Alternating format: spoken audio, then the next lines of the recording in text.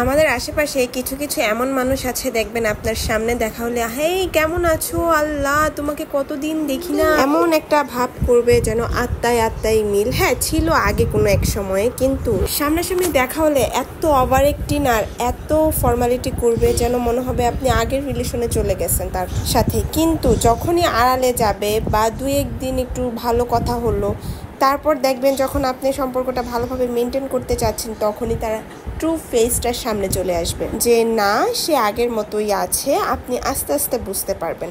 তো এইসব মানুষ থেকে যত সম্ভব পারবেন যে 100 হাতকে একবার দূরেই থাক। কথা বলতে বলতে আপনাদের সাথে এই যে সুন্দর একটা রেসিপি শেয়ার করে দিলাম, এটা অনেক ইজি বানাতে।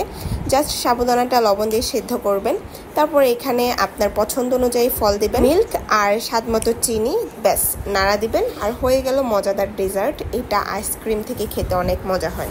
এটা আমি রাত্রের বেলা রিপনের জন্য করে রেখে দিয়েছিলাম, ওই প্রায় এটা খেতে চায়, তো বৃহস্পতিবার রাত্রে এটা করে দিছি, শুক্রবার একবার ঠান্ডা ঠান্ডা সার্ভ করে দিছি, অনেক পছন্দ করছে। আজকে সকাল সকাল রান্না বসায় দিছি, আর শুক্রবার মানেই একটু বিয়ে বাড়ির মতো আয়োজন, তো মাংস এখানে বসিয়ে দিছি খানোর জন্য। এখানে প্রায় 3 কেজির মতো মাংস আছে, একটু বেশি করে রান্না করে রেখে দেবো যেন রিপন একটু রেখে রেখে খেতে পারে। গরুর মাংস যতই জাল হয় ততই মজা লাগে খেতে। আর ওইখানে রোস্টের জন্য মশলা কষাচ্ছিলাম।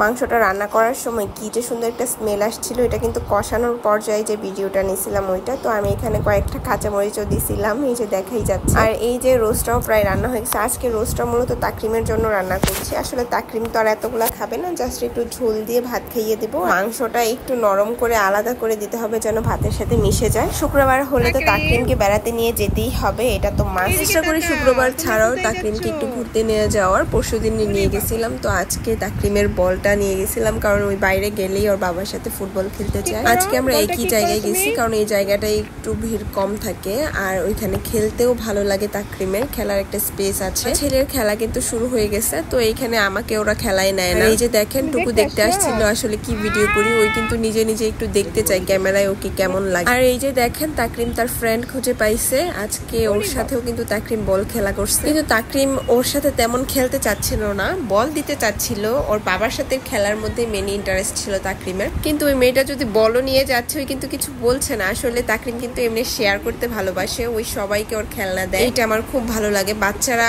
আছে, অনেক বাচ্চারাই মিশুক টাইপের থাকে না, কিন্তু তাকরিম আলহামদুলিল্লাহ অনেক মিশুক। দেখেন বাবুটা যখন বল দিল তাহলে ওই বল নিল, এছাড়া কিন্তু ওই বলটা নেয় নাই। সবাই মাশাআল্লাহ বলতে একদমই ভুলবেন না। আর আমার তাকরিম বাবার জন্য অনেক অনেক বেশি দোয়া করবেন, ওই যেন অনেক ভালো থাকে, সুস্থ থাকে। ভার্সিটির এই জায়গাটা খুব ভালো লাগে আমার কাছে। এই যে কাঠগোলাপ আর বাগান বিলাস ফুলে একদম ভরা। আকাশটা কিন্তু অনেক মেঘলা ছিল, জানি না কতটুকু দেখা যাচ্ছে ভিডিওতে। খোলা মাঠ, খোলা আকাশ, দেখতেই ভালো লাগে। ওইদিকে তো বাবা ছেলের খেলা চলছে, তো আমি একা একা আর কি করবো, এদিকে ছবি তুলছিলাম।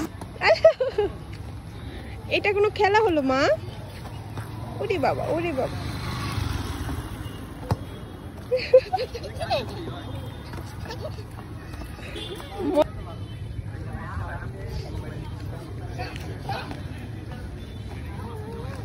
দাও দাও, পাখির দিকে কিভাবে তাকায় আছে।